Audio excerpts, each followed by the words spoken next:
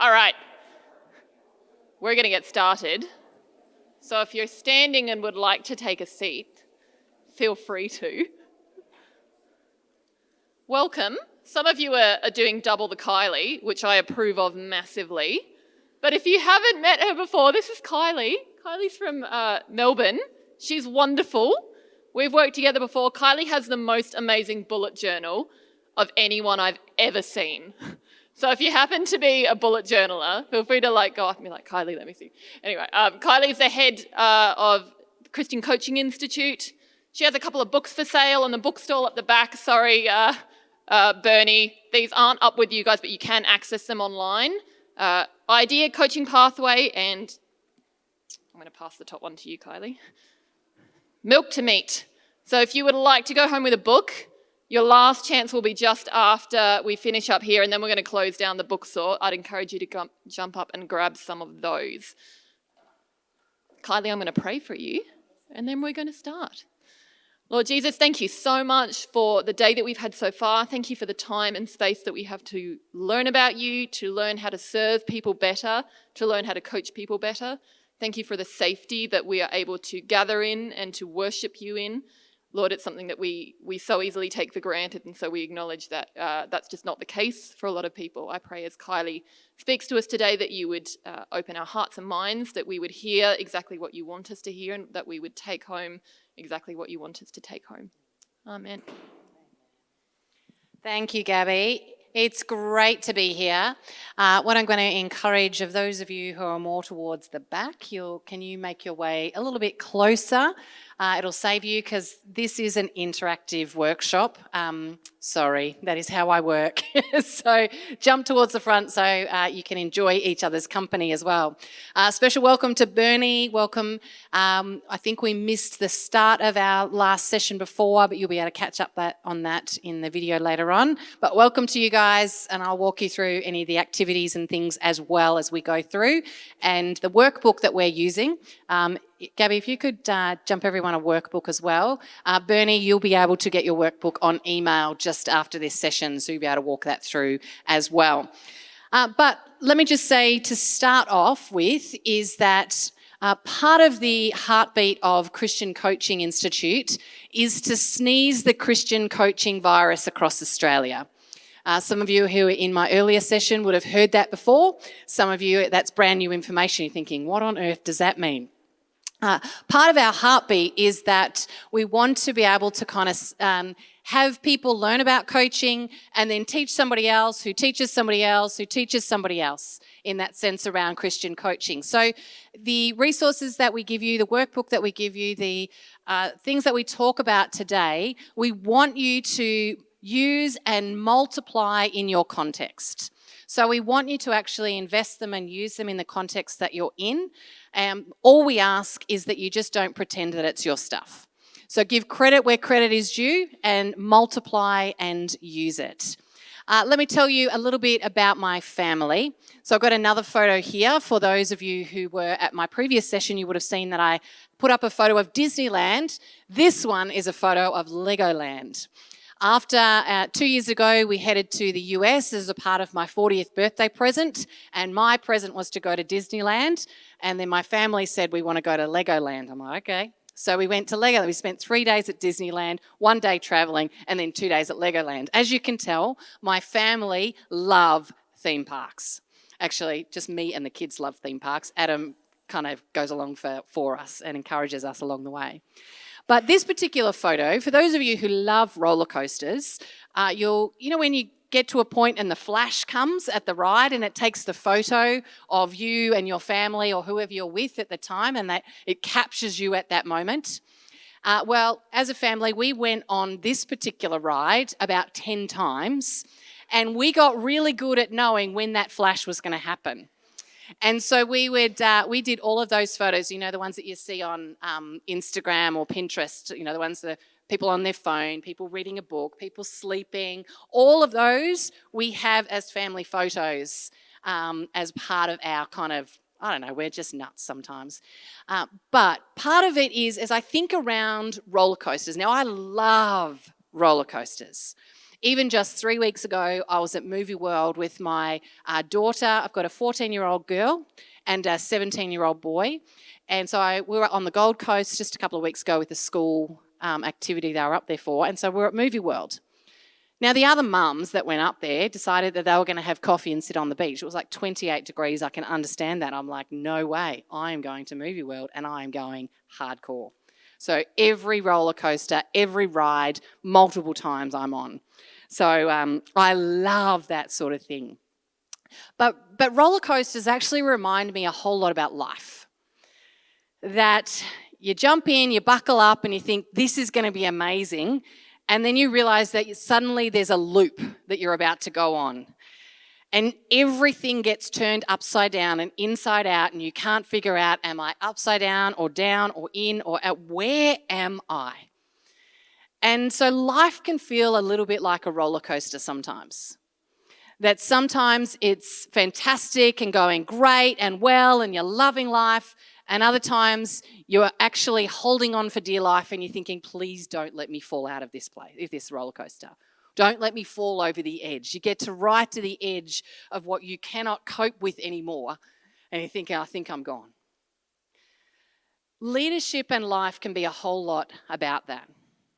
That sense of buckling in and going and kind of hoping for the best. But I want to kind of encourage you that, God has control of the roller coaster. He knows you, He knows your life, He knows your team, He knows the people that you work with, the people that you lead, the family that you're a part of. He knows and He loves them even more than you do. So as we buckle in today and we actually begin to look at what might being a great team leader be, we're going to look particularly around team coaching and what it might mean to lead a team in that way. But I want to start with a little video because leadership and the way we do life has actually changed quite significantly over the last few decades. Leadership has changed. The culture has changed radically. And this little video, it's old, so the pixelation is a bit dodgy, but you'll get the idea and the gist of it. So let's have a watch about BlackBerry and how times have changed. I bought something from you last week, and I'm very disappointed. Oh, yeah? What's the problem? Yeah, well, my BlackBerry is not working.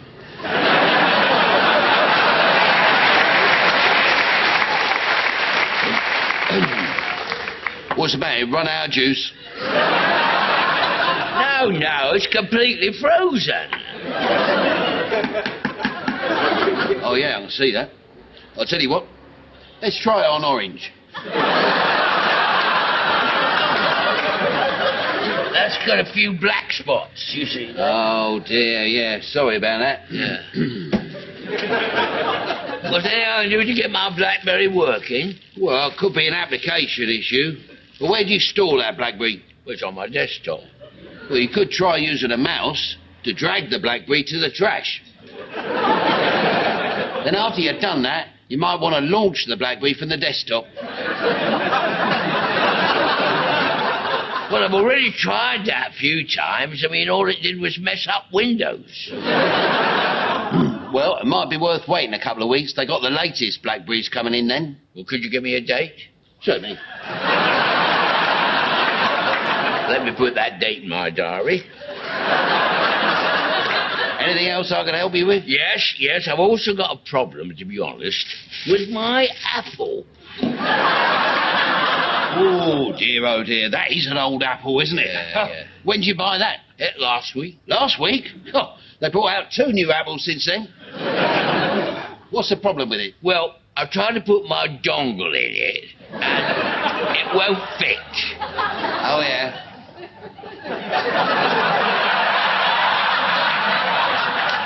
And how big's your dongle? Well, I don't know much about these things, but my wife's seen a few dongles in her time. And she says it's a little bit on the small side. Well, I'm afraid there's not a lot I can do about that. Tell you what, let me try booting it. it's crashed.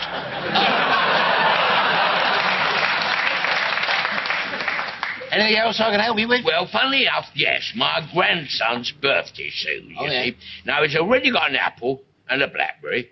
I mean, have you got anything else that you might just like?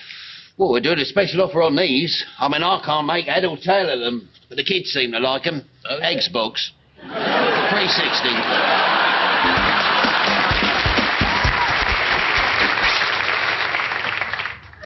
Now, apart from the couple of bits that are inappropriate in there, there is that sense of how times have changed.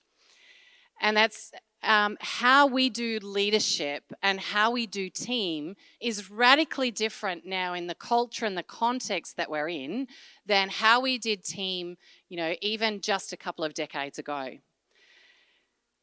I want to get you to chat into a couple of groups, including Bernie. I'd love you to be able to get into groups of 2s or 3s. And I want you to chat through what has been your experience of team coaching. What could have made it better? So, groups of 2s or 3s, have a chat around. What has been your experience of team coaching and what has made it better? And Bernie, I'd love you to see you guys do this as well.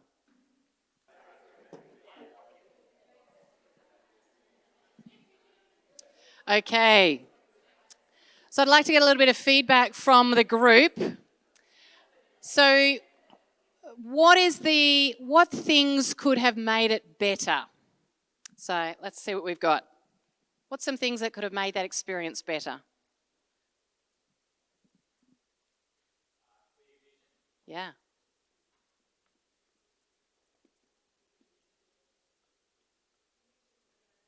Yeah.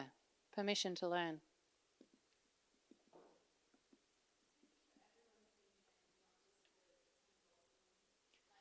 Not the golden person, but the whole team. Yeah. The whole team. Yeah. Yes. Meeting people where they're at. Yep. What else? Yeah. It's always fun when you watch Littlies, isn't it? And, starting to play basketball or soccer and they've got no idea where they're going. It's very fun. Very frustrating as a coach to do that. But knowledge of the game. What else? Yeah. Role clarification.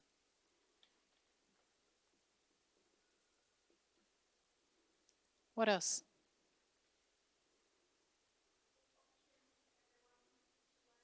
Yeah. Yeah. Opportunity for all to learn. And interactive.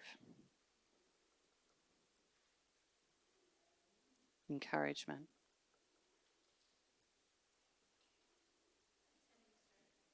Yeah.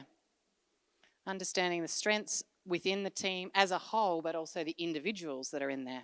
Yeah.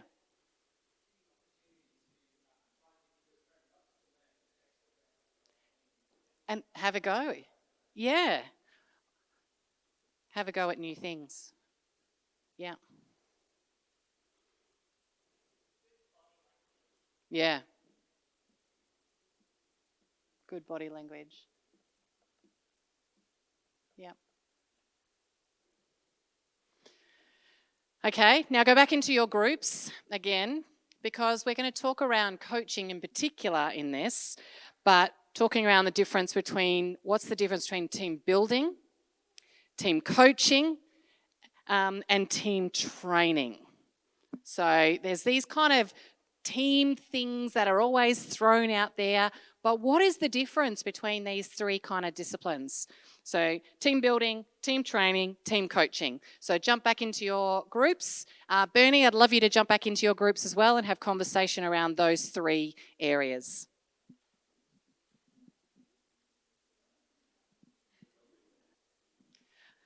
Okay. What I'm going to do is get Gabby to do a bit of a run around, just so that particularly the Bernie crew can be able to hear you do the sharing as well, rather than at me trying to say everything that you say around that. So please be happy to share in a microphone so that our Bernie crew can hear that. And she can get her steps up for today as well as she runs around. So who would like to share first their initial thoughts around the difference between these three kind of team disciplines? Yeah, so Gabby and I were talking about at least building and training. Team building sounds like what you do when you have a team that doesn't know each other that well and you're given a task and you need to figure out how to get it out of the escape room together, and you figure out who the personalities in the group are. It looks into group dynamics as well, perhaps the whole forming, storming, norming thing. Whereas training has to do with perhaps more educational outcomes and skill development. Didn't quite get to coaching though. That's all right. That's great. Thank you. Somebody else? Yeah. So probably first thing with the building, it almost is like building people up. When you go for team building, it tends to be encouraging, getting people together in groups. And training is almost like a preparation, like a repetitive preparation of training for something. Coaching, I'm not sure. In the right workshop. Yeah. So we had team building is kind of based around fun, building relationships. Training felt almost like bringing somebody in from the outside to give information, tools, new stuff, like just to kind of, almost like today, we've got somebody coming in, new information. And coaching is more like somebody on the team, the leader on the team, just setting strategies. We can do this together, kind of, how do we get from here to here, kind of? I don't know, yeah.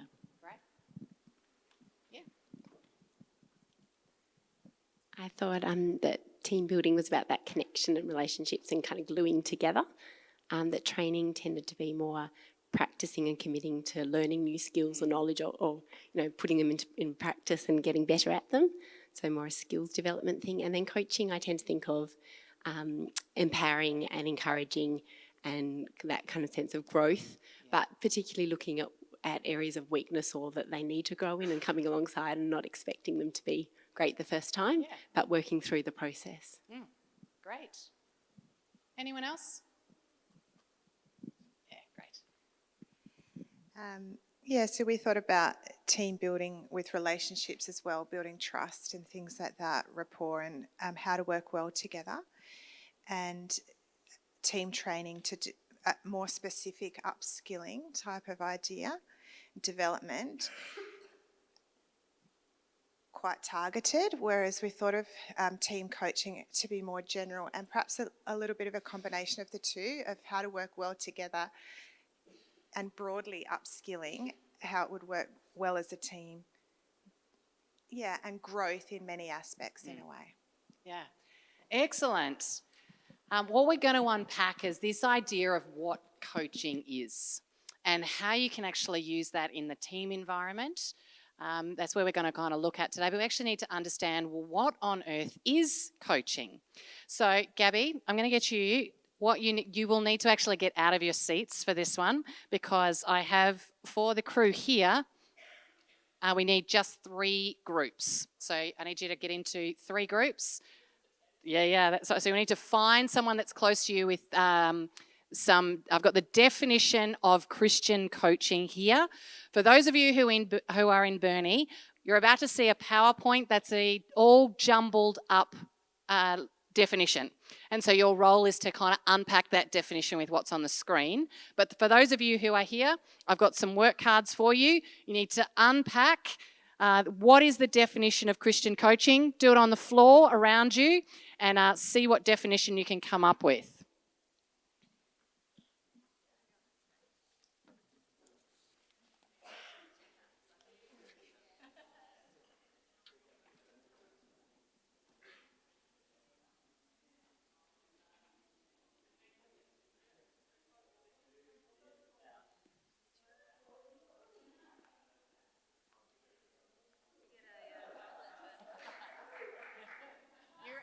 Are they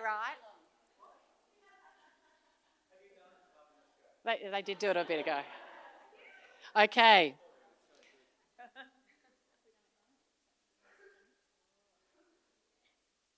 No. You reckon you've got it? How are you going in Burnie? You reckon some have got it over there? All right. Yes. Okay. So, for one of the teams here just said, we beat the bishop. Okay, so let's have a look at the definition. And it says, Christian coaching is an ongoing, intentional conversation that empowers a person or group to fully live out God's calling. So don't pack it up yet. Don't pack it up yet. What I want to hear, Gabby's going to run around with the microphone, is as you look at that definition, what stands out for you and why?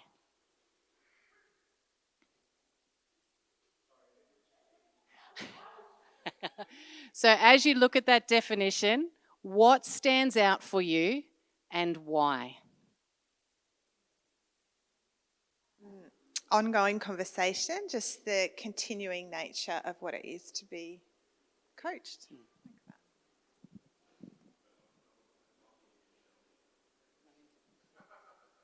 else?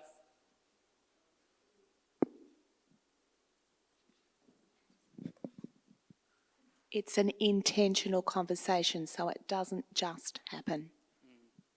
Great. I like the empowerment idea. Empowerment. Mike's coming to you. Richard, have it.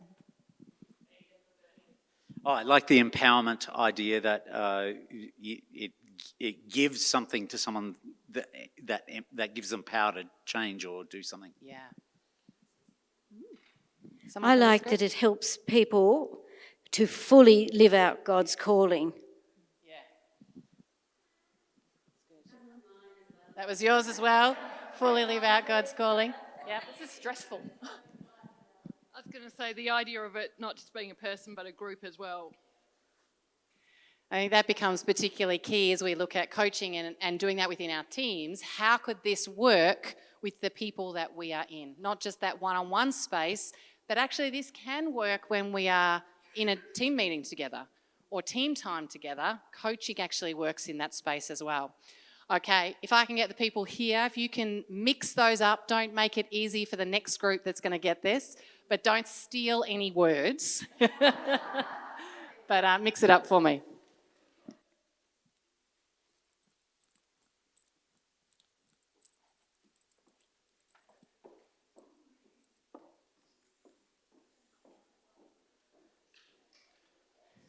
Okay. So as we think of coaching and this particular way of Christian coaching, whether that is one-on-one or the groups that we are in, coaching holds this balance between looking at someone's competence, their skills, the things they can do, as well as balancing their character, the being, that inner working that's going on in the life of someone. Coaching is not all around skills and competence and training and getting it right. There is some parts to that. But coaching also balances what's the inner working of somebody, what's going on inside them in order to be able to kind of unpack that inner side of stuff, that character spot, the being. So coaching balances the doing and the being. It's not one way or the other. Now, often people can mix up this idea of what coaching and mentoring is, and they get interchanged quite a lot. Let me just give you a kind of a short version of the difference between coaching and mentoring. So mentoring sits at a space where someone who is, now they're generally older, but not always, and they have more expertise and influence and information in a particular area. And they are inputting that knowledge to somebody else. So the mentor has greater wisdom, knowledge, expertise in an area, and they are imparting that to somebody. A coach or coaching sits in the understanding that the coachee, the person on the other side of the table, has greater understanding of their culture, their context, their family, their ministry, their work life, and how do we draw out of them out of them what God might be doing. So mentoring is about putting in, coaching is about drawing out. So you can see they're similar, and they use similar techniques and skills, but the way they go about it is actually quite different. So in traditional management, we kind of have this idea of, we can zip to the next slide if that's possible, this idea that we either have the boss feels in control, and they either do that through dictation or persuasion, persuading someone to come up with their idea. And what happens is the person kind of just obliges and says, yeah, all right, I'll do that. Or they'll kind of debate the process a little bit more. But what we have is unhealthy teams, because the boss gets everything done, but the actual employee or the team is feeling disengaged and disempowered. But the boss has every right, or the leader has every right, to actually get some stuff done. There are some things that need to happen.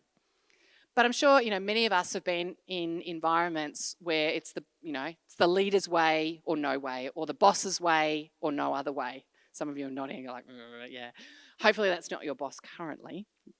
But there is a disengaging space when you have a leader who has that dictator way of leading, or has this is the only way to go.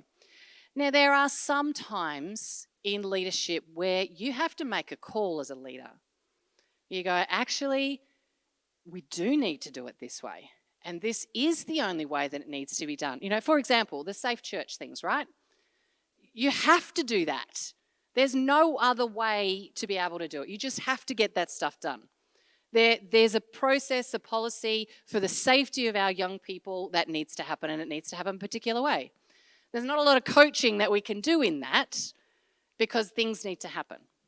However, there are things around development, around opportunity to encourage, support, and grow others that we actually can have some movement in. There's a whole lot of areas that we can do that. And if we lead as that boss I as a leader are in control, then we're actually, our people that are following us, it means that they are going to be feeling unsettled, feeling like they're having to just say yes because you've told them to. I don't know about you, but as a leader, that's not how I want to lead my team. I want a team that is highly engaged, has higher accountability and responsibility for themselves.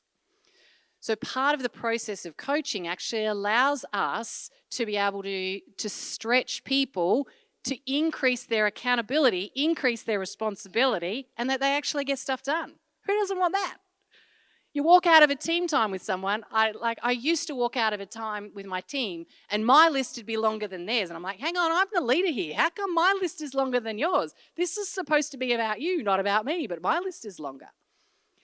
Being able to transform into a coaching framework with our team allows our team to have greater buy-in, greater responsibility, and greater accountability for the environments and the things that they have responsibility over. So how do we actually do this? We need to be able to move to a different paradigm. Because we live in a world, and if you were in my earlier session, we talked around questions, that sense of having to ask questions to unlock things and unshackle people. But we live in this world that is a whole lot around advice giving and telling. And that's kind of a bit of the Western philosophy of seeing things as that information is power or knowledge is power. But if we're wanting to lead others, we actually need to help them to figure out for themselves, what does this mean for me? Because if a person discovers something, they own it. If they're told what to do, they resist it. We see this in little kids, where we say, don't touch that, it's hot. What do? Of course they want to touch it. They've got to figure out for themselves, hang on, this thing's hot. They've discovered it for themselves. They do it once and hopefully they never do it again. Actually, you never want them to do it once at all. It hurts. But as people, we naturally have to try to figure out for ourselves, how does this work? And when someone gives us advice or insight that doesn't make sense, there's something within us that kind of rears up and goes, well, you don't know my culture. You don't know my family. You don't know my kids. You don't know my team.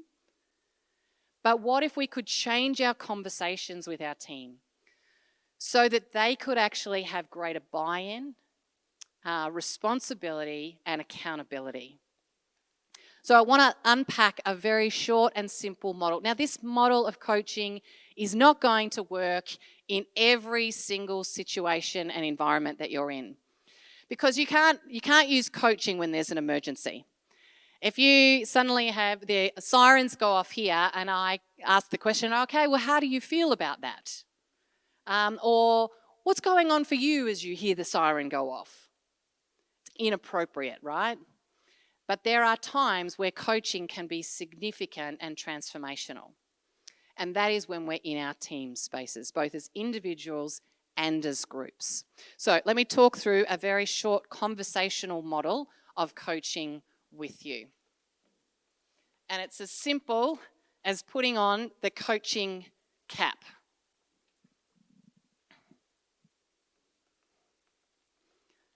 Bernie, I hope you can see my whiteboard as we go through here. So cap. So that idea of actually putting on the coaching cap, it's a particular way of having conversations with our team, both individually and as a group. Now the first part, the C, is around connect and purpose. You can't turn up to a meeting and go, hey, what do you want to talk about today? We are relational people. We're created to be in relationship with one another. So how do we do that? We check in, rapport. How are you? How is each of the team members going? What's happening in your world? What's happening with your family? How did that event go that you did last week? You know, how did you find your preaching? How did you find, there's lots of those questions, actually the rapport building questions. How do we build connection with people? We can't just turn up and go, okay, our agenda is da-da-da-da-da. One of my colleagues was actually in a team meeting, and this was a couple of years ago. Previously she was the operations director of a church, and she turned up to a team meeting and she just got straight in. There was a massive event that they were planning and things that had to be checked off. So she turned up to the meeting and just went through all of the agenda items that needed to go on the meeting, and she got to the end of it and go, oh yes, we got through everything. She's high in task, by the way. She's also high in people, but she's very high in the task base. And so she did that, and she thought at the end, okay, well, it's time for us to pray for everyone. So she stopped and paused and said, okay, what are some things that people would like to pray through? And it turns out that one of the team members' parents was in emergency surgery at that moment and was totally disengaged and distracted with the meeting. And so this team member that I was talking to, she just felt horrid. Because she was frustrated through the meeting. Why isn't this person engaged? Why isn't this person, they're normally on top of it. What's going on? But she went to that space of accusatory rather than actually trying to find out what's going on. Now, we all know this innately, and we go, yeah. But when we get stressed or tired or overwhelmed, some of us can move straight to the task first. So in those spaces, when you know that you are tired, stressed, overwhelmed, go, okay, I need to take a step back and go, how am I going to connect? So part A is to connect, and part B is the purpose. What is the purpose of the conversation that you're having? Actually getting clarity. If it's one-on-one, what do they want to talk about today? Well, what is the purpose of the meeting? If it's in the group, it's actually hearing from each of the group members, what is their expectations and purpose of the meeting that you're coming to, the team coaching time that you're coming to, so that you're all on the same page and you know what the purpose of that conversation is. The second part, now connecting, if you've got kind of a 60-minute meeting, you're looking at kind of 10 minutes at least. It's not the whole 60 minutes, that can turn into a pastoral care meeting maybe, But it is a significant amount of time. It's not moving on too quickly. But then where you spend the bulk of your time is around awareness. This is a good this is a good 30 to 40 minutes of conversation. And it's creating awareness. It's asking questions. For those of you who were in my previous workshop, it's using those questions that we talked about in that space. For those of you who haven't seen that, you'll be able to get the recording and figure out what that is. But asking curious questions to raise awareness of the individual or the team to all of the obstacles, all of the barriers, all of the wins, all of the strengths, all of the positive things, the negative things, but actually getting greater awareness of all of the team. Or if it's an individual, getting the other person to get greater awareness. It's not you trying to go, oh, that's interesting. Or if I poke that a little bit and see what happens. But it's actually about the awareness of the person that God's placed on the other side of the table. What's going on for them? What is the issues that are surfacing for them? Where are they leaning in or where are they leaning back? So it's awareness of the whole team in that space, which makes it, if you've done great awareness, the next step becomes an easy, natural flow out for your conversations, which is around plan. What are you actually going to do leading from here? The amount of meetings that I used to walk out of and go, am I supposed to do that? Is so-and-so supposed to do that? What's happening here? But actually getting clarity around who's doing what and what is the plan and what is the timeline that these things are going to get done. So you've got a plan walking out of your team coaching space. Now, where this works incredibly is around things like strategy, around things like vision, around things like team building. Not necessarily kind of the check-off list things of, okay, we need an event, we need to check off all of these things. It's much more around that team space where the team needs to come together to be unified in going forward in a particular way. But then when you meet again for this same conversation, you start back here and you check in. Okay, how are they going? What's happened? And then actually checking back with, hey, last time, Gabby, you said you were going to do selling books. How did that go? What happened? And then you check in with each person, which means that you've got an increase in accountability and an increase in responsibility. That they know next time we meet together, I'm going to ask, did you actually do what you said you were going to do? Now, what are some values to this? Some values are around, you've got time for the team to actually reflect and pause and dig into something really deeply rather than kind of moving through things quite quickly. It can help with being able to prioritize on areas that actually need some significant focus and purpose time, and it gives a really targeted time to be able to do that. It provides that non-judgmental sounding board where everybody's thoughts and ideas can actually come onto the table, where all the differing perspectives can actually be surfaced. And when somebody's different perspective allows into the room, it gives you a much better plan because you've taken into account everybody's ideas and thoughts, their strengths and their weaknesses around it. And it focuses on outcome and accountability. What's the tricky bits though? There are some tricky things with this. Tricky things are around actually being heard. If you're in a team environment, how do you get everybody to be heard? Because some people, some people are external processors and are quite happy to chat, and some people are internal processors and just take a little bit of time for it to come outside.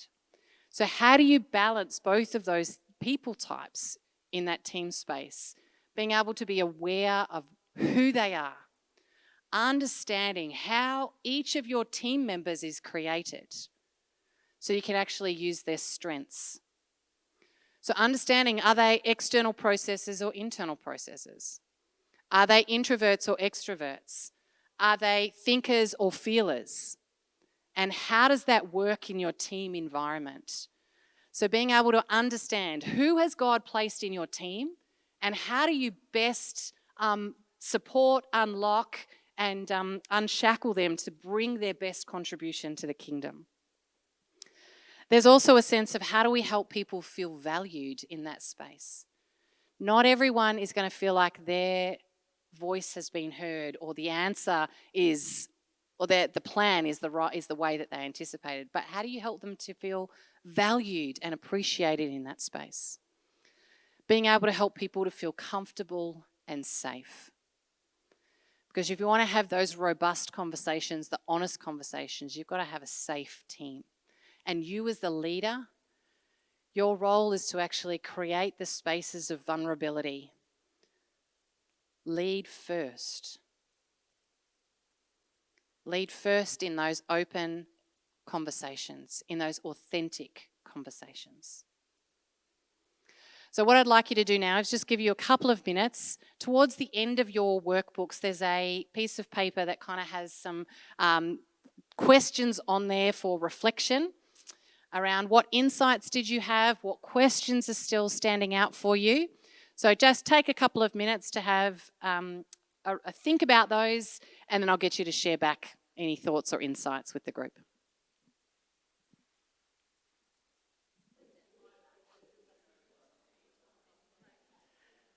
Okay. What I'd like to do now is just give a chance for anyone to kind of share an insight or a thought or ask a question. So you might have a standout, like, aha moment or an insight that came for you. It might be a personal reflection. Or if you've got a question, this is your opportunity to be able to ask that too. So Gabby's going to run around and do that.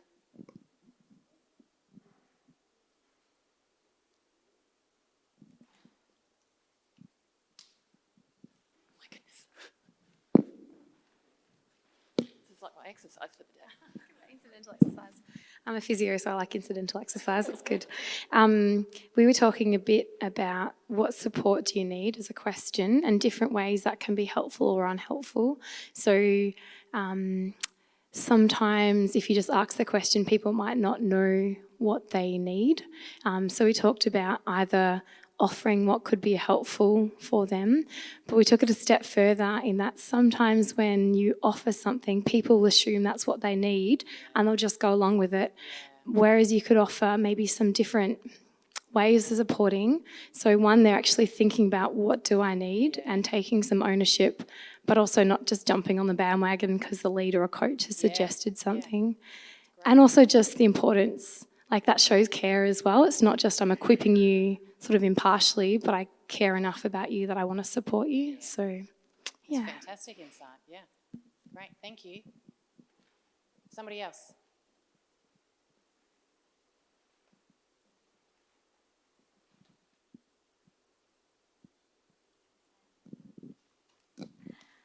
I think we were just reminded or challenged to remember to do the connection part and not just rush into the task.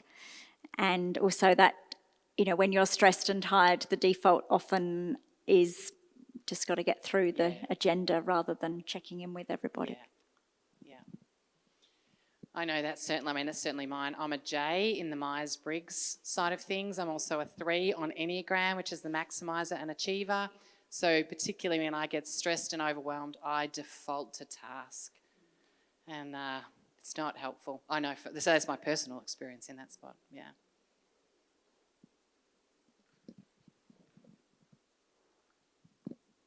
We were saying that we love the definition that Christian coaching is the ongoing intentional conversation that empowers a person or a group to fully live out God's calling. And we thought, yes, discipling people is like that too, isn't it? Absolutely. Discipleship is an ongoing intentional conversation, etc. Yeah. So we thought it was a great definition. Yeah. I think coaching is discipleship. Yeah. Anybody else? Any questions? Yeah, just down the front.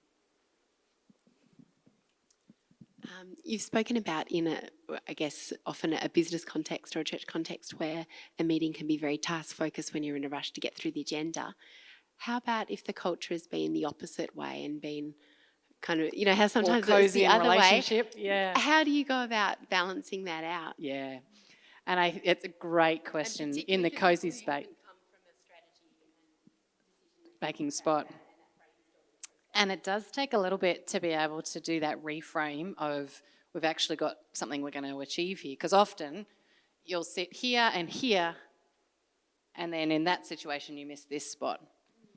So part of it is being able to unpack with your team, because if you turn up to your next team meeting and you go, try this, and they got no idea what you're doing, they're going to go, what are you doing?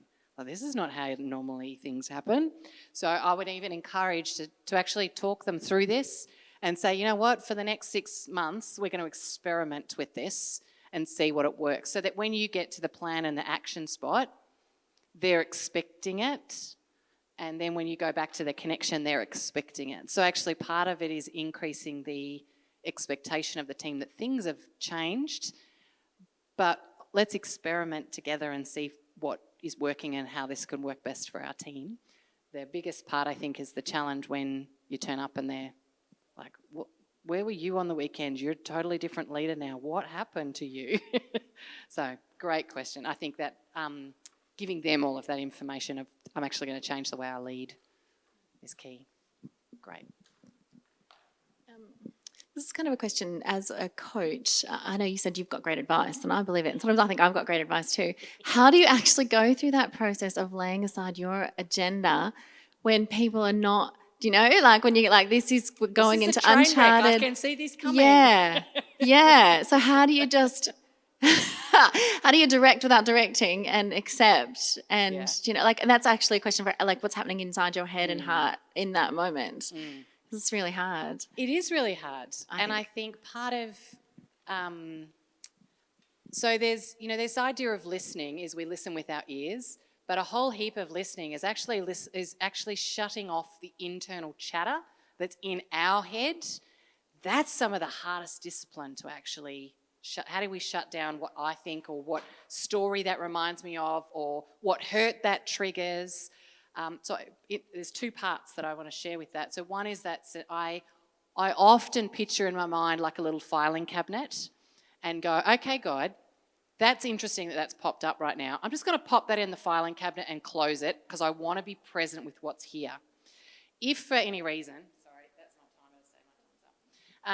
if for any reason, God, you need that to come back out, then bring it back to my mind and make it really clear. But I'm going to go with them first. And I'm going to go with them not just once or twice or 3 times, but a number of times, like 4 times, I'm going to go back to them to help them to figure it out first before I go, can I just suggest an idea or something that's popped into my mind? So I'll go them first multiple times before my stuff is. And it really is that sense of die to self. How do I die to myself for the sake of the person that's on the other side of the table? But here is my hardest point. Our time is done, but feel free if you need to chat with anything. You can also get any resources around finding a coach or learning how to coach further from that there. So thank you so much for having me.